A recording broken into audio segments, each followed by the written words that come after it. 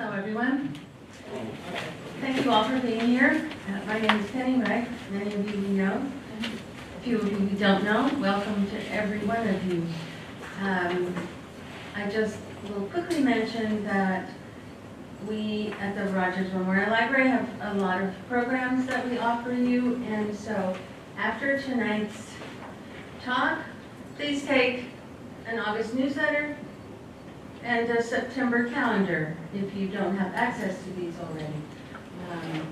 If you live out of our library district and you join the Friends of the Library for whatever amount you choose to donate, you will get all of our newsletters in the mail. That's a wonderful thing, and it's also a help to us because the Friends of the Library pay for all of our musical programs.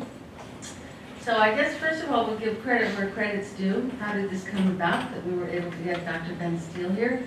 And how that happened is that we co-sponsored a little book discussion at the Historical Society with about 10 people, and the subject was history books.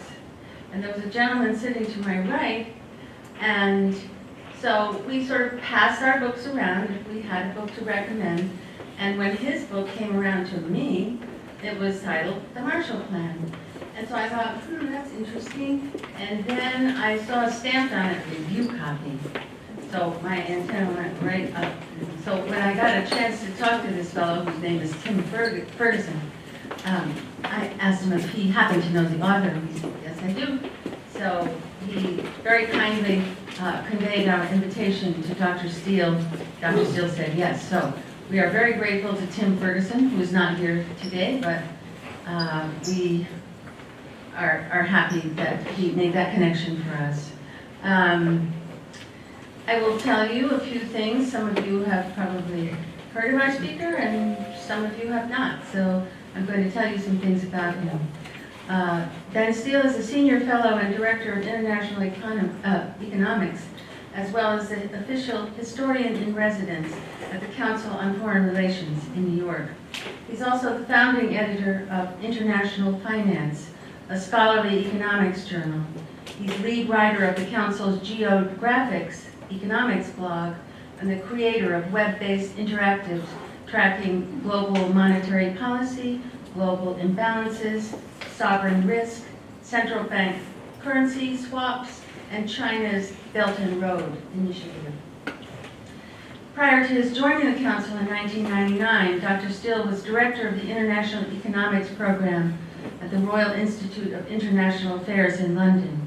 He came to the Institute in 1992 from a Lloyd's of London Tercentenary Research Fellowship at Newfield College at Oxford, where he received his MPhil and DPhil, PhD in economics.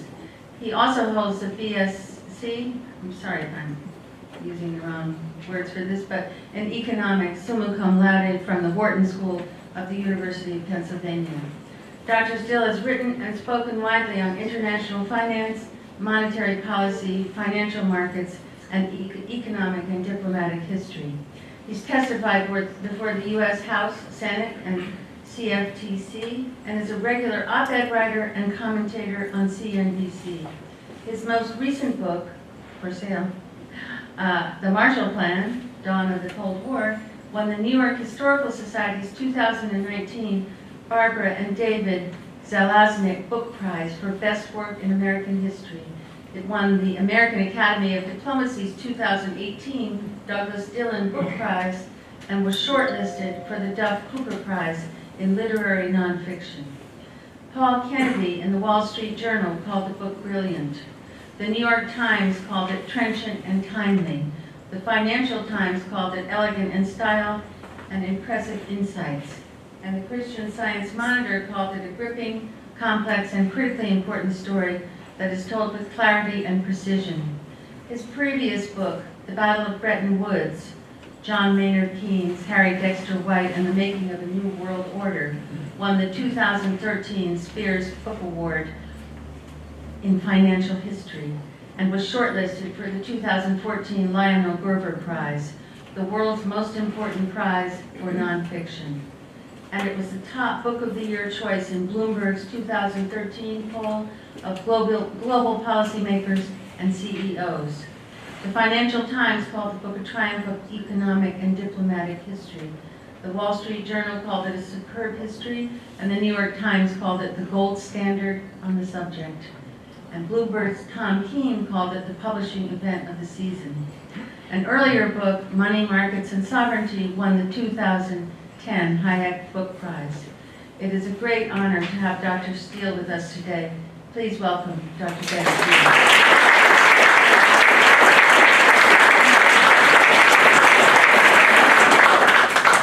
Thank you, Penny.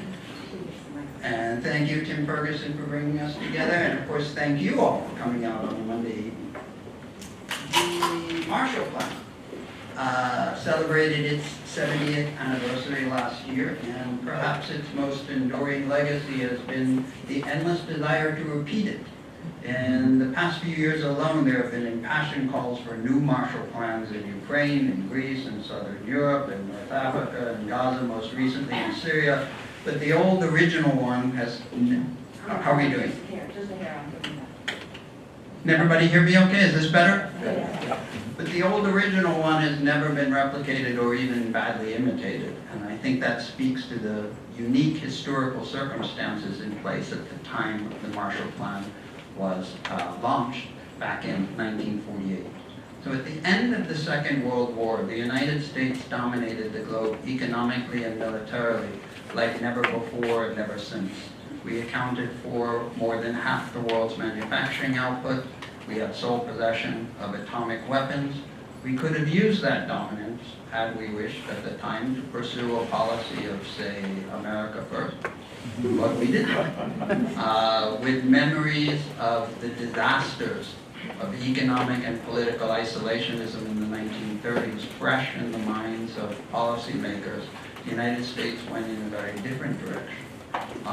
Even in the 2-year run-up to the Marshall Plan, the United States dedicated billions of dollars to relief aid, particularly in Europe after the war, and we created a host of new international institutions to promote international cooperation, to ensure that there would not be a Third World War.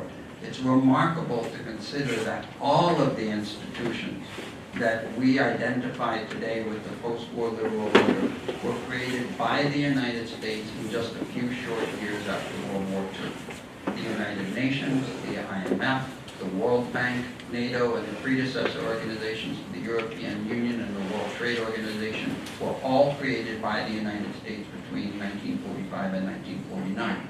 And critically, for my story, two of these institutions, the European Union and NATO, would not exist today were it not for the Marshall Plan. Now that might sound rather surprising, particularly when our president has taught us that the European Union was created to quote-unquote screw the United States on trade. But in fact, the integration of Western Europe, economically, politically, and eventually militarily, was actually the first major component of the new American geostrategy after the war, fathered by the great American diplomat George Kennan, of quote-unquote containing the Soviet Union. And to understand how that came about, we've got to go back briefly to the years of the Second World War. During the Second World War, of course, the United States and the Soviet Union were allies in the fight against Nazi Germany. But as Soviet dictator Joseph Stalin wryly observed at the 1943 Allied War Leaders Conference in Tehran, quote-unquote, the best friendships are founded on misunderstandings. And indeed, the misunderstandings between the United States and the Soviet Union were profound. FDR believed, or wanted desperately to believe, that after the war, the Soviet Union would effectively contain itself. That is, that Stalin would be satisfied within the confines of his newly expanded empire in Eastern and Central Europe. Stalin, for his part, believed that after the Second World War, the Americans would go home, just as they had after World War I. And sadly, this glorious misunderstanding collapsed almost immediately after the fighting stopped in Europe in May of 1945. Going into 1946, Stalin makes very clear that he's not going to be satisfied with his newly expanded borders. He begins pressing new territorial claims in Turkey. He refuses to withdraw Soviet troops from northern Iran. They had been stationed there under treaty during World War II, and he only backs down when President Truman sends a large military flotilla to the region. But the true watershed moment comes in February of 1947, when the British ambassador in Washington comes to the State Department with what was called a blue letter. This is a letter of great diplomatic import to announce to the United States that Britain was effectively bankrupt and was going to begin scaling back its imperial security obligations. And the first place it was going to do so was Greece. The British government had 40,000 troops in Greece after the war, supporting the Greek government against communist rebels. Greece was in the midst of a brutal civil war. At the time, Britain announced that they were going to withdraw those troops immediately. This set off alarm bells within the State Department, in particular George Marshall, who's just become Secretary of State. January of 1947. His deputy, Dean Acheson, believes passionately that unless the United States moves rapidly to fill the vacuum being created by Britain's imperial implosion, Stalin is going to do that. Now, by this time, February of 1947, Stalin had already moved his sights away from the Mediterranean, where he had become convinced that the Americans were both willing and able to defend their interests with military force. But he moved his focus to Central Europe, which he considered far more important to his vital national interest, and one country in particular, which is, of course, Germany. At the end of the Second World War, Germany was divided into 4 zones of occupation. In the West, the French, British, and American zones. In the East, the Soviet zone. And in the Eastern zone, there was Berlin, which was a mirror image of the rest of Germany divided into 4 sectors of occupation. Now, in March of 1947, George Marshall, who's been Secretary of State for all of 2 months, goes off on his most important diplomatic mission. He spends 6 weeks in Moscow negotiating with his Soviet counterpart, who you will see second from the right, Vyacheslav Molotov. He is accompanied on the far left, you'll see, by the British Foreign Secretary, Sir Ernest Bevin, on the right by the French Foreign Minister, Georges Bidault. And the purpose of these negotiations is to negotiate a peace treaty with Germany, which will allow a successful end of the occupation. But over the course of these 6 weeks, there are 2 primary issues that divide, in particular, the United States and the Soviet Union. One is the issue, a narrow issue, but important one nonetheless, of reparations. The Soviets were demanding $10 billion, that's about $110 billion in today's money, of reparations from Western Germany. George Marshall makes clear that that is out of the question, that Western Germany was far from self-sufficient. It was kept on life support by the U.S. taxpayer and kept from anarchy by the U.S. military. And so this $10 billion in reparations that Stalin was asking for would essentially be the United States paying Germany's reparations. Marshall made clear we made that mistake after World War I, and we're not about to make that again. But there was a second issue that was even far more fundamental than the reparations, and that I believe could never have been bridged. And that is that neither the United States nor the Soviet Union could afford to have a unified Germany as an ally of the other. In particular, from Stalin's perspective, he considered that to be an absolute moral security threat. So after the 6 weeks of negotiations, first with Molotov and then with Stalin, George Marshall goes home convinced that Stalin is not just being a tough negotiator, that Stalin is actually happy to see Western Germany sink into chaos and starvation, and indeed to drag down the rest of Western Europe with it, because that will enable him to spread Soviet influence from Central Europe into Western Europe. Once George Marshall becomes convinced of this, he takes very firm action immediately. As soon as he comes back to Washington, he makes an important radio address in which he announces to the American people that, quote unquote, the patient is dying while the doctors deliberate in Europe. What he was saying in diplomatic parlance is that the United States was now going to abandon the so-called Yalta-Potsdam framework for cooperation with the Soviets and would pursue its vital national security and economic interest in Western Europe unilaterally. Now, while General Marshall was over in Moscow, President Truman delivered his so-called Truman Doctrine speech. Now, this speech was seen throughout the State Department, in particular by General Marshall and George Kennan, as being rather hardline and particularly provocative. But it's important to recognize that if you actually go through the text of the speech, that Truman actually foreshadows some important elements that would become the Marshall Plan. In particular, he pledges to assist countries facing, and I quote, aggressive movements that seek to impose upon them totalitarian regimes. He is, of course, referring to the Soviet Union. But very importantly, he says that it is economic and financial aid that is essential to economic stabilization and orderly political processes. That is, he's not emphasizing military aid, he's emphasizing economic and financial aid. Now, why is that? Again, go back to the end of the fighting in Europe in May of 1945. There are over 3 million American troops in Europe. FDR had pledged to withdraw all these troops within 2 years of the end of the fighting. He made that pledge openly in Tehran in 1943.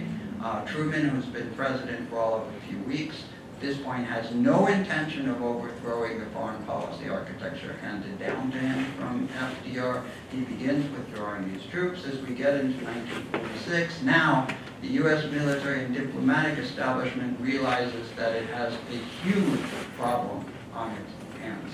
We could send a military flotilla into the Mediterranean, but how are we going to defend our vital economic and security interests in the most important region of the world, Western Europe? A flotilla is not going to do it. If we can't rely on the military, and one of the reasons was political. There was no way the American public was going to tolerate a lengthy, expensive occupation of Western Europe with millions of troops. So what were we going to do? And so it's interesting that the ideas that ultimately became the Marshall Plan came mainly from the military establishment. And I know this is remarkable. Of course, all of us know that the best policy ideas normally come from economists.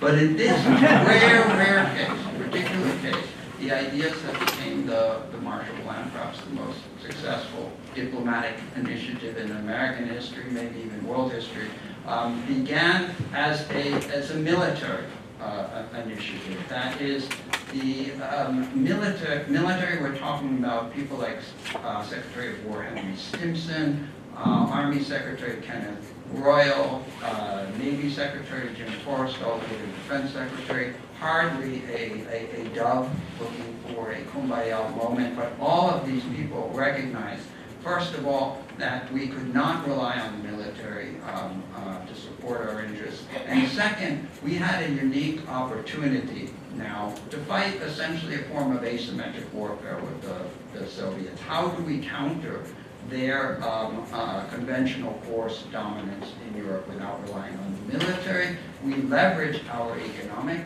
dominance to try to revive Western Europe as quickly as possible, integrate it, and allow it to defend itself. Now, there was a unique window of opportunity here that has really never appeared in American history, where we had sole possession of atomic weapons for a few years. And the military understood this was just a few-year window. So they could afford to take risks and be innovative in policy in a way that they would not have been able to do without that monopoly. And so these were the ideas that evolved into what became the Marshall Plan. Now, the underlying philosophy behind this plan was that America's own economic and physical security depended on having strong, independent allies abroad. That is, not colonies, not dominions, not tributaries, not short-term partners with which we would do trade deals hoping to screw them before they screwed us. These were going to be allies that would align the most important elements of their foreign policy with ours, not just over a few years, but over generations. This was a bipartisan initiative. I was particularly struck by one letter written in October of 1947 by Republican Senator Henry Cabot Lodge to Republican Senator Arthur Vandenberg, supporting the Marshall Aid. And he said, quote unquote, the recovery of Western Europe is a 25 to 50-year proposition, and the aid which we extend today and over the next 3 years will in the long future result in our having strong friends to love. And my, how right he was. But who were the individuals who actually put the meat on the bones, who made the details of what became the Marshall Plan? First, George Kennan, whom I mentioned earlier. Second, from the right, the Marshall Plan is the first major component of his new geostrategy of containing the Soviet Union. Kennan, in many ways, considered the father of the geostrategy of the Marshall Plan. On the right, Undersecretary for Economic Affairs at the State Department, Will Clayton, a remarkable diplomatic figure, tragically largely forgotten today. I would argue that Will Clayton should be considered the founding father of the European Union. In fact, he dragged many of the supposed founding fathers of the European Union over in Europe over to his side. He deserves more credit than anyone for making the integration of Europe economically and politically into the centerpiece of what became the Marshall Plan, believing that was the only way Europe was going to be able to recover quickly and to defend itself against pressure internally and externally from the Soviets and others. On the right, General Lucius Clay, the U.S. military governor in Germany, not part of the State Department. Marshall didn't even consider him in any way part of his team. In fact, Marshall was frequently annoyed by General Clay's insistence that American occupation policy in Germany needed to be reversed 180 degrees. At the time General Clay became military governor, the official occupation policy in Germany was the so-called 1944 Morgenthau Plan to dismember and deindustrialize Germany. By 1947, it was becoming increasingly clear that this was producing a humanitarian and indeed geostrategic crisis for the United States. That is, that the Soviets were more than happy for the Americans to pursue the Morgenthau Plan because that was dragging Western Europe down into the abyss. And since Western Germany had been the industrial heart of Western Europe, it was dragging down the rest of Western Europe with it. Clay, in my view, deserves more credit than anyone for making the reversal of the Morgenthau Plan into one of the foundations of what became the Marshall Plan. That is, that Western Germany would be incorporated into an integrated Western Europe. As you can imagine, at the time, this was none too popular with some of Germany's neighbors, in particular France, which wanted to annex parts of German territory that they were hardly anxious to integrate. On the right here, Republican Senator Arthur Vandenberg, one of the great heroes of this story. As I mentioned, this was a bipartisan initiative. That does not mean that President Truman had good, cordial relations with the opposition party, the Republicans that controlled both houses of Congress. He did not. The Republicans considered Truman to be not just an accidental president, but a man who had no business being in the White House. They wanted their peace dividend, they wanted to cut taxes, they were in no mood for a major new foreign aid initiative.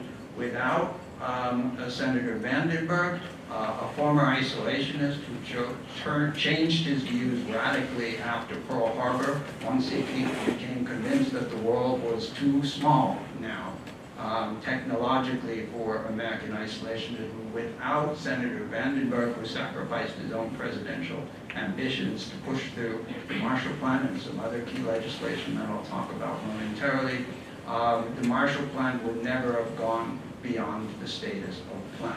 He was the one who made it into viable legislation.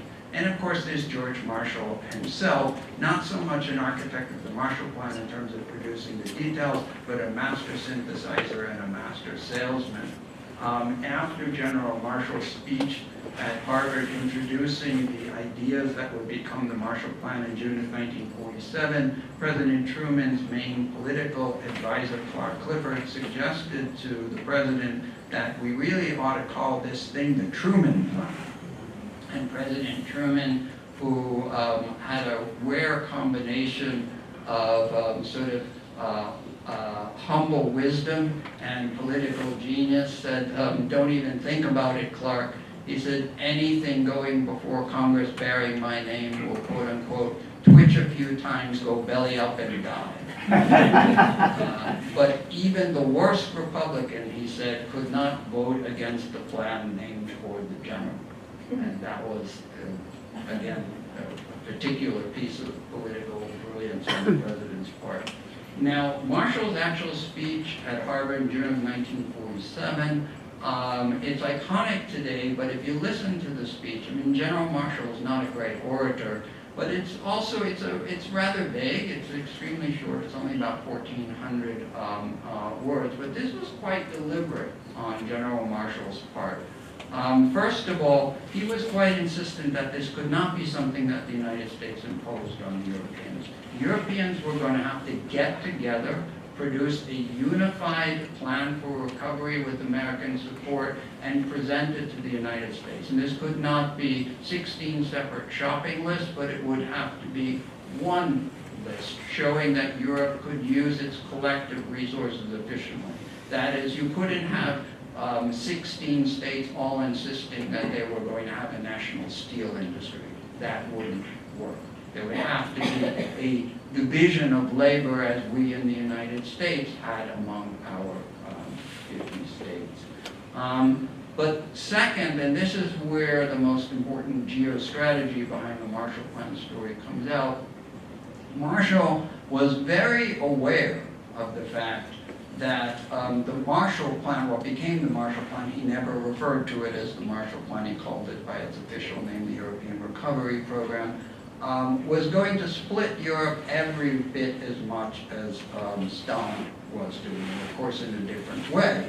But he was quite aware of the reversal of FDR's so-called one world vision for the future that the Truman administration was introducing. And so he wanted to make sure that this offer would be made available to all of Europe, including the Soviet Union, and he was going to provoke Stalin into rejecting it. And the State Department had very detailed plans for how they would deal with Stalin if Stalin proved to be, for example, unreasonably reasonable. That is, if Stalin decided, yes, this sounds like a wonderful plan, we'd really love to participate, which of course the State Department didn't, I expect him to say, but they would then say to him, well, that's wonderful because we need another creditor to help recovery in Western Europe. At that point, of course, Stalin would bow out. Now, when Stalin heard of Marshall's speech, he was really torn in terms of his reaction. On the one hand, Stalin was, when it came to economics, very much a Marxist ideologue. He actually believed that we had reached the final stage of capitalism, that the US economy was about to collapse, and that the United States, in its own interest, needed to give billions of dollars to Europe in order for Europe to buy surplus goods from American industry to keep American industry alive.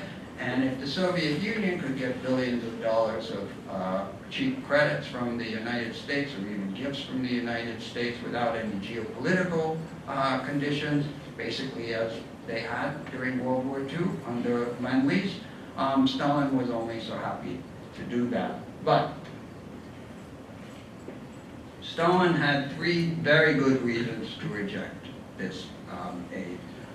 The first is that Marshall's speech made clear that the U.S. was not going home, that the United States planned to remain economically, politically, and he predicted correctly, militarily engaged in Europe. Although this was really a dialectic in play. The United States did not intend to remain engaged in Europe militarily, but because of Stalin's reaction to the Marshall Plan, we were obliged to remain engaged militarily. Second, Stalin's British spies in London and Washington made clear to him that reversal of American occupation policy in Germany was going to be fundamental to the Marshall Plan, that the Americans might even go off and create their own independent West Germany, and Stalin considered this to be a grave security threat to the Soviet Union. And third, and most importantly, Stalin was concerned that this might actually tempt his satellites to leave or try to leave the Soviet orbit. And indeed, several of these satellite nations, he referred to them as satellites, in particular Czechoslovakia and Poland, reacted to the offer of American aid with, shall we say, undue enthusiasm. And so what you see after Marshall's speech is that Stalin's approach to foreign policy, which previously had been very pragmatic, not ideological. He didn't care what brand of socialism his neighbors pursued, as long as they towed the line on foreign policy. But he can't count on that anymore after Marshall's speech. So he begins cracking down on all the coalition governments that remain in Central and Eastern Europe. In Poland, Romania, Bulgaria, Hungary, most importantly in Czechoslovakia, he begins crushing all the remaining democratic elements. And what you see here is that the political map of Europe changes dramatically after Marshall's speech. In 1943, Europe was a geographic jumble of alliances. Fast forward to 1949 with the Marshall Plan in motion, and now you have the familiar Cold War map of Europe with the Soviet Union and its satellites in Eastern Europe on the right, and the Marshall States on the left. So the Marshall Plan really did contribute to the division of Europe. Another seminal moment comes in February of 1948. Czechoslovakia is the one legitimate coalition government in Central Europe, elected in 1946 in reasonably free and fair elections. 2/3 of the cabinet are small d Democrats, 1/3 communists. The prime minister is a communist, the president is a Democrat. The Czechs desperately want to participate in the Marshall Plan. They refused to take no for an answer from Stalin. So in February of 1948, Stalin instigates a communist coup, in Prague, communists take over the government. This has a galvanizing effect on wavering Republicans in the U.S. Congress, who now realize that if they don't take firm action quickly to stop Stalin, he's going to repeat this tactic further and further west. So in April of 1948, the martial aid legislation is passed. Now Stalin moves on to the next response. He's now determined to stop the Americans from creating their own independent Germany in the West. So he launches a blockade of West Berlin. This was not mainly to try to kick the Americans out of Berlin, although he would have been thrilled if he had succeeded, but to convince the Americans not to create their own independent Germany. Of course, that blockade was eventually defeated by a combination of an heroic Allied airlift, but also a counter-blockade, economic blockade, that was extremely effective in damaging the economies of not just Eastern Germany, but the Soviet Union. So in May of 1949, as Stalin lifts the blockade, which has failed abjectly, the United States has almost to push the sword further in the belly and reinforce its victory. Simultaneously, the U.S. and its allies create their own independent West Germany, the Federal Republic of Germany. In September of 1949, Konrad Adenauer is elected the first chancellor of West Germany, and a few weeks later, in October, Stalin creates his own East Germany, the German Democratic Republic. And now the geographic boundaries of the Cold War in Europe are effectively frozen for 40 years. But this is a good place to step back and talk briefly about what the Marshall Plan did and didn't do. So first, the economics behind the Marshall Plan. How much money was involved? This was $13.2 billion over 4 years.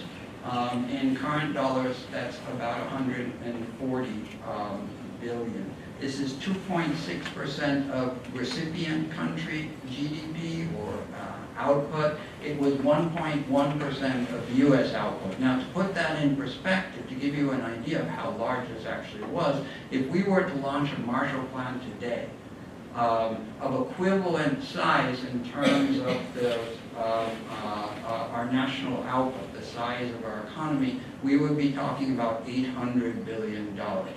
If you add in the military aid the United States provided, we are getting closer to $1 trillion. And to put that in perspective, the U.S. GDP growth rate in 1946, the year before Marshall's speech, was negative 11.5%. This was a massive recession brought on by the collapse of government spending after the end of the Second World War. So this was a major commitment. Now, what did this do? Well, what do we know? We do know that in the 4 years of the Marshall Plan from 48 to 52, the recipient 16 countries, their GDP, their output grew by over 60%, enormous. Now, all the early logistic accounts of the Marshall Plan simply ascribe all this growth to the aid that the United States had provided. It was only several decades later when skeptical economists stepped back to look at this and ask, well, if it did do this, how did it do it? What was the mechanism? I mean, aid can make people more comfortable in the short term without making them more productive, okay? But it revived the European economies. We needed to figure out how it did that. So they ran their regressions, and what did they find? Well, first, was it that Europe was able to import more? Okay, Europe had a shortage of gold, and dollars were the only substitute for gold. So was it because it allowed them to import more?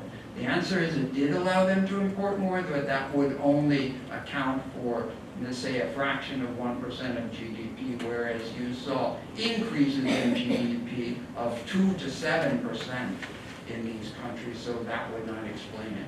Was it that the aid allowed them to increase the government spending? Well, no, government spending as a percentage of GDP actually fell among the Marshall countries during these years, so that wouldn't explain it. So what would?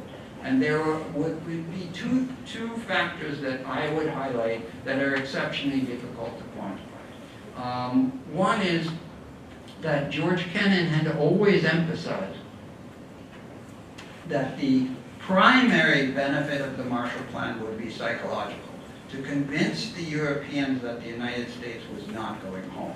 That is, we weren't just going to write a big check and wish them well. This was going to be a 4-year plan, so the Europeans would know that the United States was going to be permanently committed. This was important, but was not sufficient. What do I mean by that? Now, the French and the British in particular were quite adamant that there were major risks that they were running by trying to integrate their economies the way the Americans were asking. They would not be economically self-sufficient, and they argued that would make it more difficult for them to defend themselves. The French, for example, argued, with good reason, that, look, you're withdrawing your troops from Germany in 5 years' time. The Germans may cut off our coal supplies, or more likely the Soviets will have taken over Western Germany, and they will cut off our coal supplies. If we're going to go forward with your integration ideas, which are exceptionally risky, you will have to provide the security guarantees. So you may remember that I emphasized earlier that the purpose of the Marshall Aid was to defend our interest in Europe without using the military, but the Europeans were not going to buy it. So a year and a day after the Marshall Aid legislation went through, now we're in April of 1949, the NATO Founding Act legislation is passed, which essentially becomes the military escort behind the Marshall Plan. And I would argue that the Marshall Plan would never have succeeded without this security element.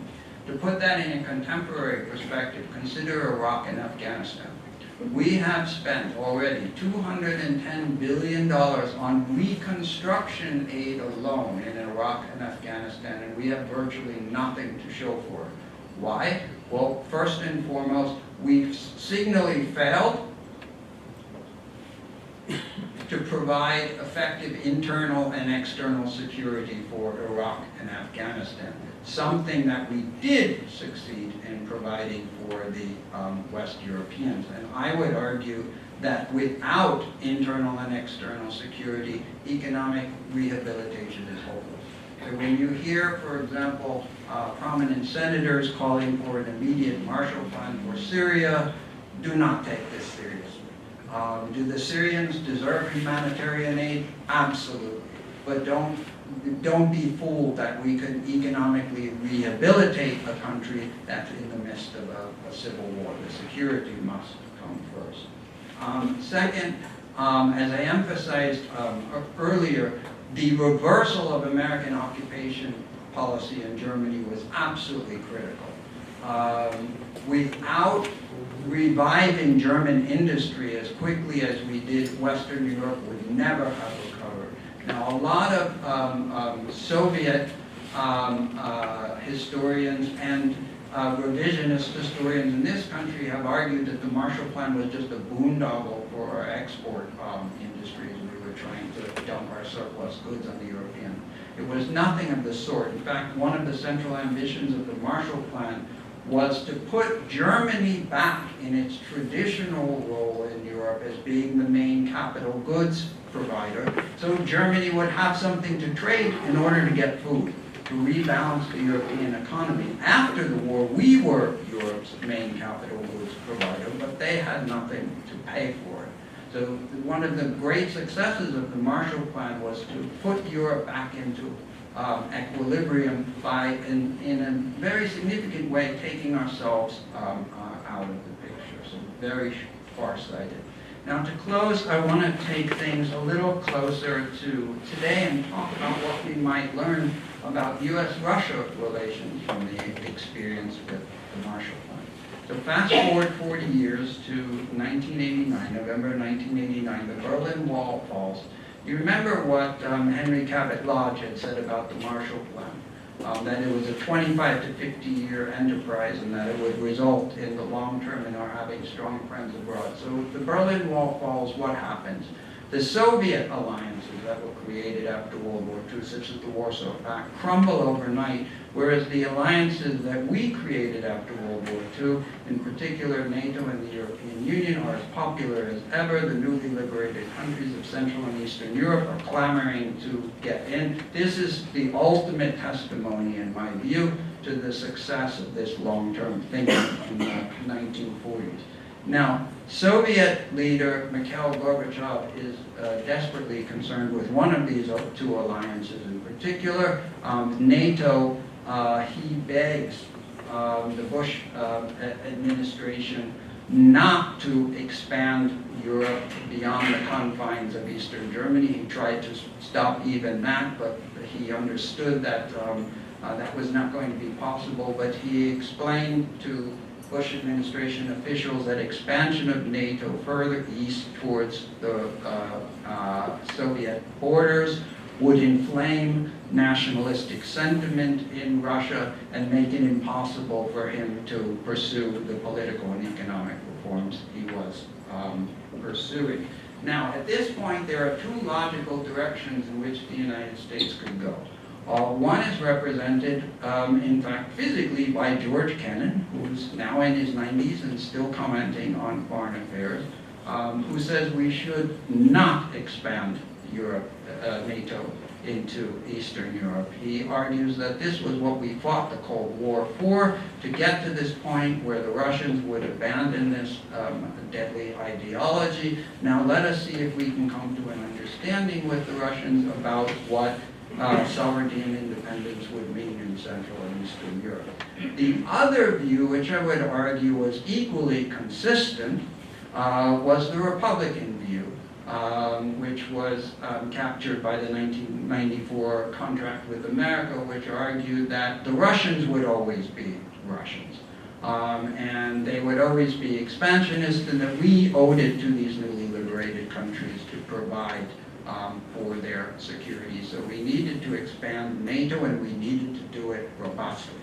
Now, Bill Clinton, being Bill Clinton, chose a third option, and that was to expand NATO without paying for it. Bill Clinton argued that NATO had no adversary, so this didn't need to cost the U.S. taxpayer anything, that we could remember, these newly liberated countries in Eastern and Central Europe are clamoring to get into NATO for protection against Russia, and Bill Clinton is letting them in, but insisting to the Russians that this has nothing to do with them, and insisting to the American taxpayer that it has nothing to do with them either.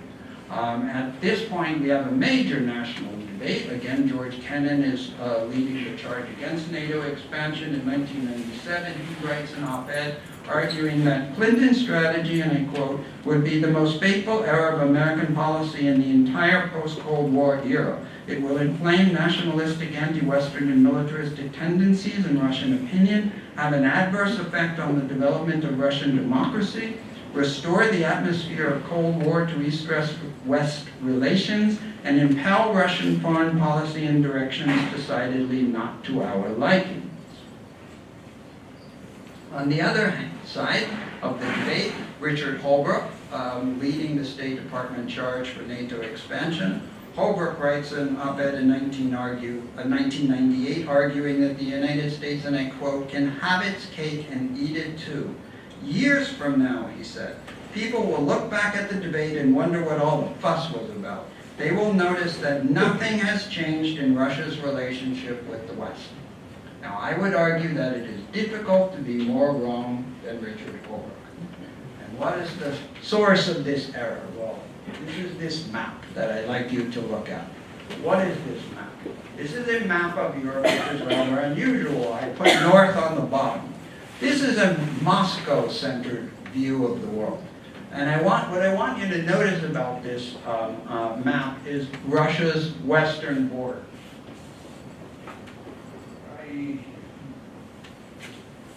Russia's western border is thousands of miles of unprotected plains.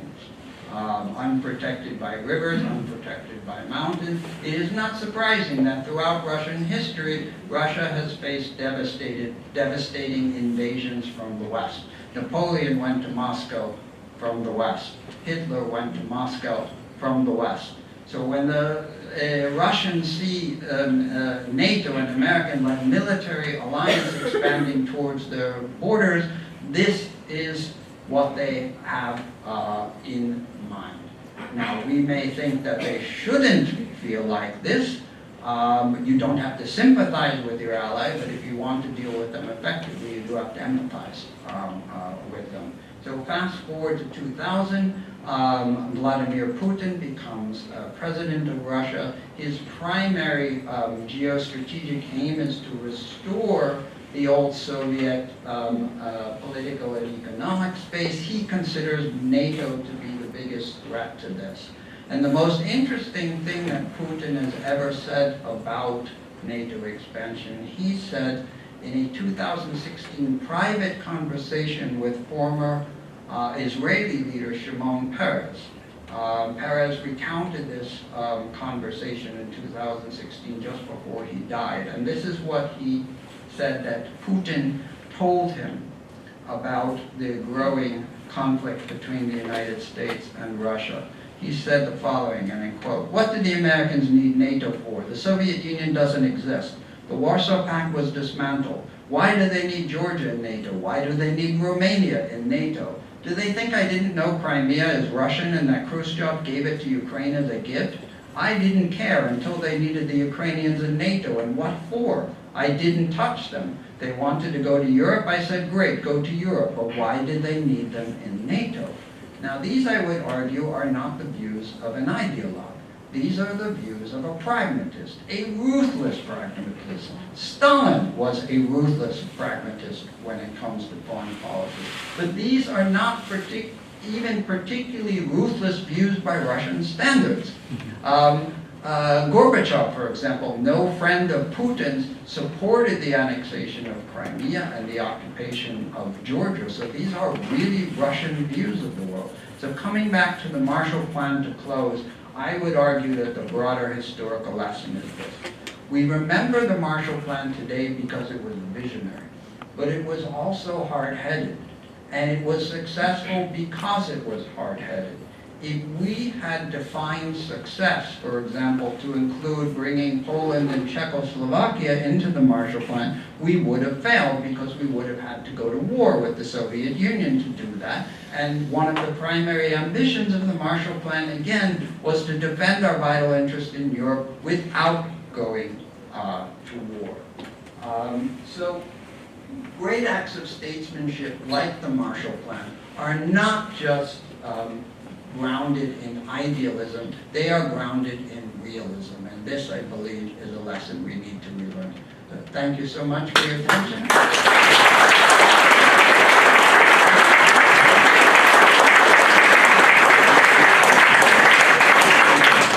Would you take some questions? Sure, I will. See one right there. That was great. Thank you very, very much. You had these various alternatives as to how to respond to the Soviet Union. What would it have made sense for us to do instead of the things that were being proposed or that were actually done? Well, broadly speaking, I think the Marshall Plan, with the corrective of NATO in midstream, was the right approach. Having said that, if we start moving down from the forest to the trees, did we get everything right in the way we crafted the Marshall Plan? No, I know. Yeah. It was really more the issue of the expansion. Oh, you're talking about contemporary. Yeah. Yeah. Now, my view, again, I give credit to both extremes in the debate, shall we say. The Kennan view, we should not do this. The Republican view, we absolutely should do this, and we should do it robustly. It's the middle ground which I think is incoherent, and that's led us to where we are today. Now, I still, as you can probably guess, come down on the Kennan side. And the reason I come down on the Kennan side is that we were not faced with some sort of imminent military crisis with Russia. It wasn't like Russia was on the verge of invading the Czech Republic or Slovakia. We had time to deal with the Russians and to see if we could come to a common understanding of what a legitimately sovereign, independent Central and Eastern Europe looked like.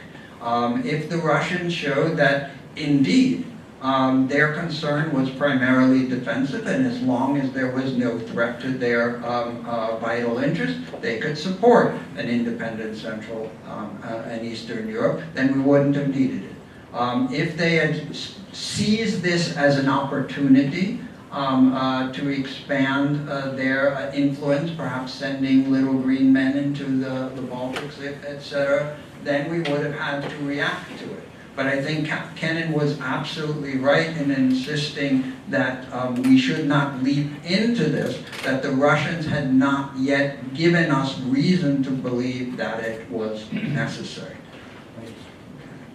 Sir, how serious is this present situation where Putin seemed to have gained the upper hand? He has a position in Syria. He now is allied with China, and we apparently are either ignoring it or not recognize it. I'm concerned about how and where is Putin going to go with this? How far can he get away with this? And what is going to happen? I'm extremely concerned about it as well, and there are many dimensions to my concern. And the first one, to focus on NATO. President Trump has made many conflicting statements about NATO and what its role is in Central and Eastern Europe. As you know, during the presidential campaign, he argued that NATO was obsolete. Then after he became president, he accepted Montenegro, a new member, into NATO. This was his decision. From my perspective, from a realist perspective, this was absolutely crazy. Montenegro was not imminently threatened. Why on earth should we give our precious NATO Article 5 security guarantees to Montenegro and provoke the Russians needlessly?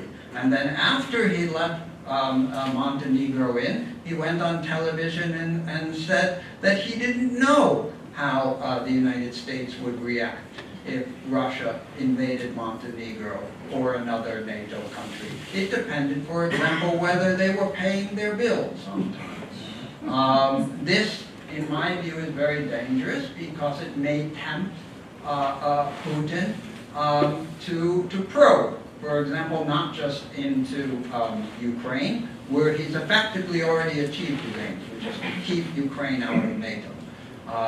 He's done that in Moldova, he's done that in Georgia. He creates what's called frozen conflicts. And so NATO can't expand into these countries because these countries don't have territorial integrity anymore. What if he does this in the Baltics? And what if President Trump or his successor doesn't react and doesn't honor America's Article 5 security pledges? What will that do to not just to that alliance, but our alliances around the world? And you talked about, for example, the potential for an alliance between Russia and China. In my view, we are contributing to this by weakening our economic and security alliances in the Asia-Pacific, walking away from TPP, for example. The Trans-Pacific Partnership was, in my view, the ultimate own goal for the United States. We had the opportunity to, in conjunction with our allies in the region, set the standards for economic interaction among nations in the Asia-Pacific. Instead, we've handed that over to China. Relations between Japan and South Korea are becoming increasingly strained, and the United States is doing nothing about it. What have China and Russia done in order to inflame these differences? They are flying planes over disputed areas but between China Japan and South Korea. What is the United States doing? Nothing coherent. So I'm very concerned about where President Putin's moving, and I'm concerned about what our reaction is going to be. May I ask one more question? The other issue is Turkey, which has been a great ally up till now, and all of a sudden they have purchased billions of dollars of arms, which can threaten NATO. Where do they stand in relationship to us and the Russians? Do we have to fear that we will lose them as an ally? That's a very good question, and over the past 5 years, Turkey has been as volatile an ally as you can possibly imagine. Back in 2015, for example, you may remember that Turkey actually shot down a Russian fighter plane that had strayed into Turkish airspace from Syria. And what did the Turkish Foreign Ministry say to Russia publicly after that? They said, quote unquote, Turkish airspace is NATO airspace. Meaning you retaliate, you are effectively going to war with the United States. Now, frankly, I don't know what President Obama's reaction was. I never read it at the time. But if I had been in his shoes, I would have read Turkey the Riot Act, that you do not invoke NATO when you take a reckless action like this. You do it on your own dime. And since then, Turkey has moved 180 degrees in the other direction, has decided for whatever reasons that it needs a closer military relationship with Russia. They are certainly no longer a reliable ally for us, but we have to ask ourselves whether we're better off kicking them out and having them get closer to the Russians, or keeping them in when we can, at least to some degree, quarantine them and limit the amount of damage that they could do to the alliance. Yes? We were all happy when the Soviet Union fell and it just became Russia, and the satellite countries achieved their independence, so to speak. And it seems like we were having at least a decent relationship with Russia, and Putin seemed somewhat agreeable to that until we decided to put the missiles in the satellite countries that were formerly Soviet Union.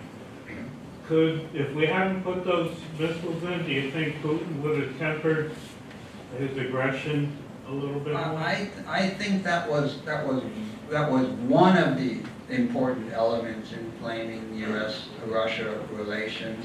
But there are others that I would point to, particularly the various stages of NATO expansion. If I could just highlight the first one, the first wave in 1999, to give you some sort of feel for the Russian mindset at the time. 3 days after the first wave of NATO expansion to the east, the so-called Visegrad countries, we began bombing Serbia to protect the Muslim Kosovars. Now that, in my view, was done with the best of intentions to protect a vulnerable population. But imagine how this seemed from a Russian perspective, that NATO's first offensive military operation is completely out of area in defense of a region, not a sovereign entity, that is not part of NATO, that is not attacking NATO, that also happens to be a Slavic Orthodox country. Now this was quite shocking to the Russians, who had hoped throughout the course of the 1990s that there were going to be closer relations between the West and Russia. So this was quite a shock to the system. Now, compounding this problem from the Russian perspective is that their former Warsaw Pact allies were now being bound to these policies being driven by Washington. So this, in fact, encouraged them to take a harder line stance against NATO expansion. So I agree that the missiles were one important element in inflaming relations between the two countries, but there were other elements as well that I think were comparable. Based on the quote that you said, that Putin had, would you agree that he has found a way to start to undermine the Marshall Plan by his trolling of the internet and using his military forces with the internet, going into governments, trolling, putting false information out there, as well as undermining, you look at Italy, you look at France, with the right-wing people he is underground pushing to do this. You look at Britain leaving the EU. These are all perfect ways to undo everything that the Marshall Plan was put in I effect to do. couldn't agree with you more strongly. We found a way to get even, man. It was beyond question that the Russians were interfering in the Brexit referendum. They were interfering in the French elections. You remember there was both an extreme right and extreme left candidate who were competing for the presidency. They were active in that campaign. They've been active in Italy. Absolutely.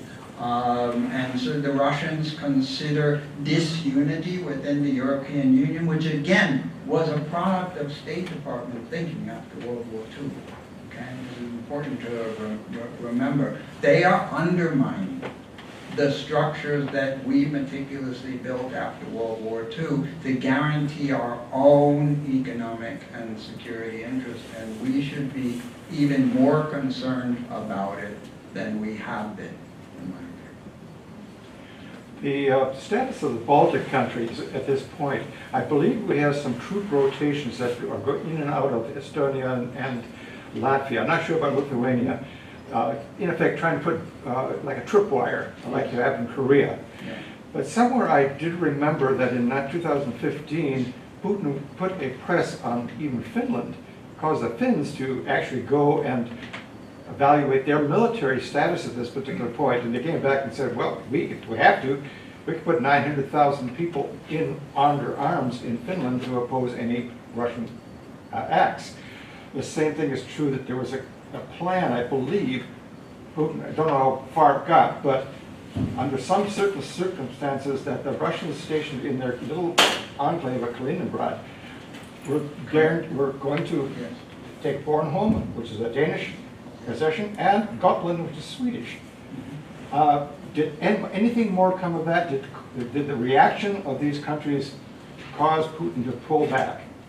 I have not seen evidence that Putin is pulling back, far from it. He's been engaging in very provocative military exercises right on their border, often buzzing American planes and ships.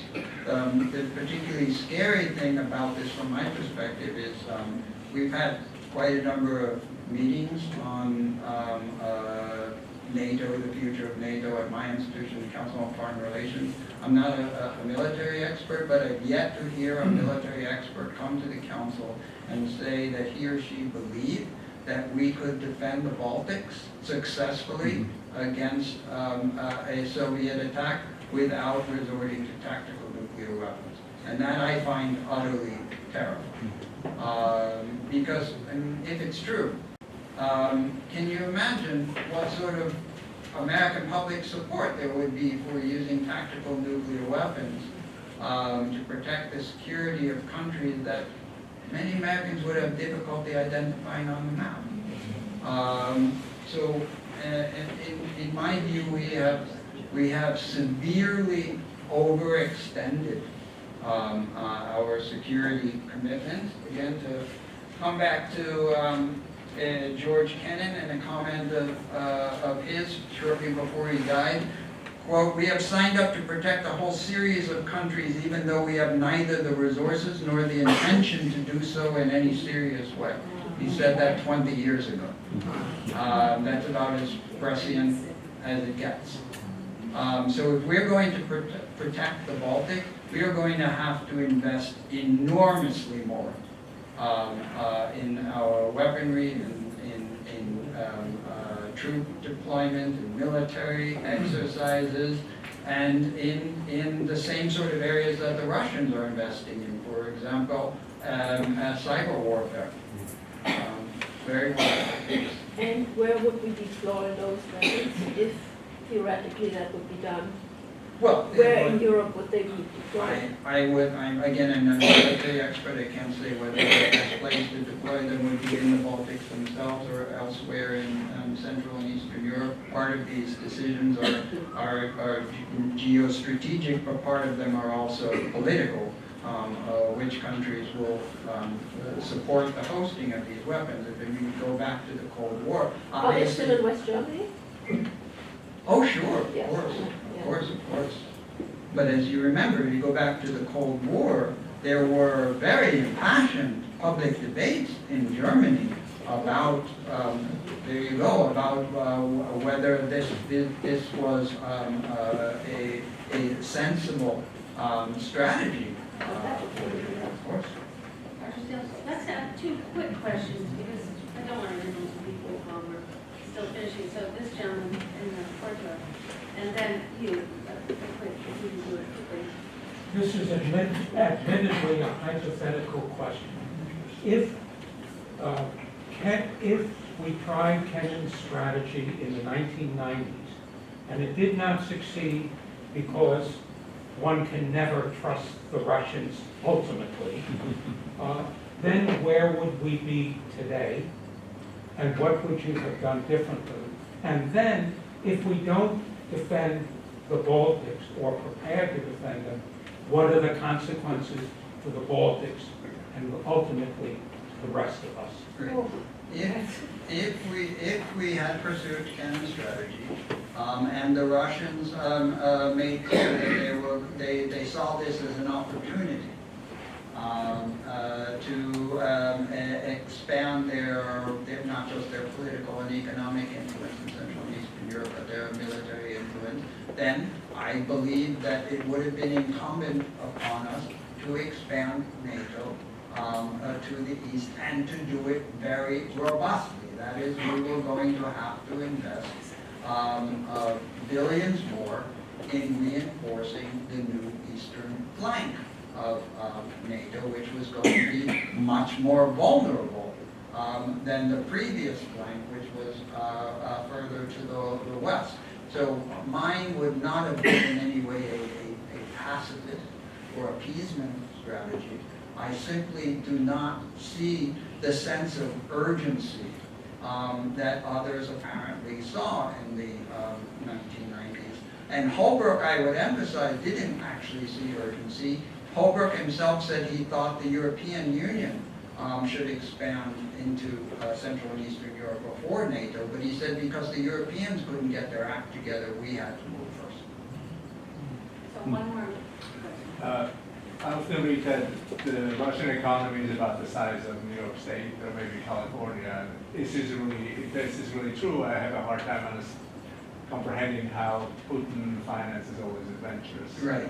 You know, do you see any further discontent happening in Moscow? Oh, the discontent is clear. You've probably been seeing it in the papers over the past week. There are open demonstrations. I mean, the Russian economy is not doing well. The Russian economy is extremely poorly diversified.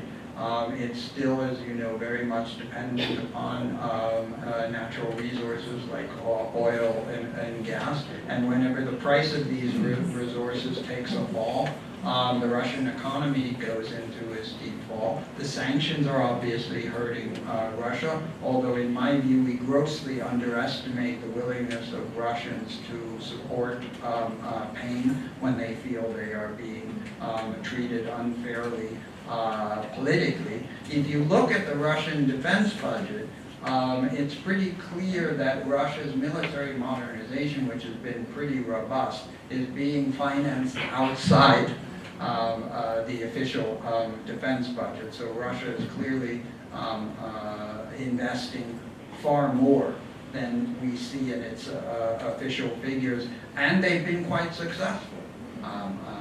The weaponry they're producing is genuinely threatening to the Western world.